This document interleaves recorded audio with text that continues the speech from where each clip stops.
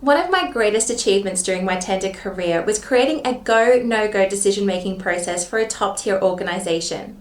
I'm not going to spend the time in this video telling you what to include because that will vary depending on your organization, your culture, or even the country that you're living in. But what I will share with you is how to make it stick. Hi, my name is Kristen and I'm going to share with you how to focus your time on your knockout proposals. Before we implemented the Go No Go, my team of 5 was responding to over 130 tenders a year, and we were dedicating just as many resources to the small bids as we were to those that were large or more likely to succeed. We weren't optimizing our time, we didn't have a great win rate, and frankly, we were burning out. The sales team of course loved that we were responding to everything with equal enthusiasm, so they potentially weren't going to love the idea that we were taking something away from them. So how did we get people on board with something that had the potential to be so unpopular? The first step was getting senior management buy-in. Responding to tenders takes time and resources, so it makes sense to focus your organization's efforts on those tenders that either have the greatest likelihood of success and/or are going to achieve the most revenue for the business. The second step, and the most time-consuming, was engaging the wider business.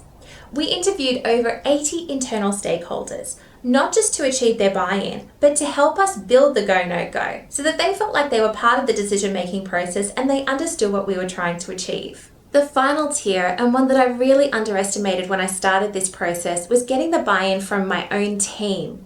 They were used to saying yes to everyone. In fact, I had one person that was so happy to please everybody, they said yes to everything.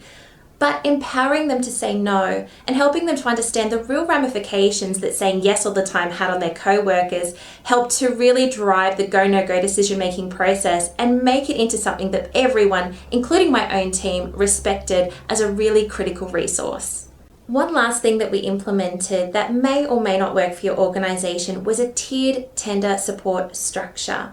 So what that included was a full tender support program, which included copywriting, editing, and project management, a tender light version, which included a slimmed down version of the full service model, and a skeleton document. So if people really wanted to pursue a tender, even though it looked like we wouldn't be successful, we still gave them the basic infrastructure they needed to run with the rest of that project independently. Now, a Go No Go decision-making process needs constant refinement, but by getting 3 tiers of buy-in within your organization and providing suitable alternatives, you're going to focus your resources on the right opportunities, which is going to save time, increase win rates, and make sure that your team is going to be more productive and happier. I hope you found this information helpful. I'm going to reshare some insights on what can go into a decision-making process by one of my former colleagues, Mark Swain, who is a professional sales consultant.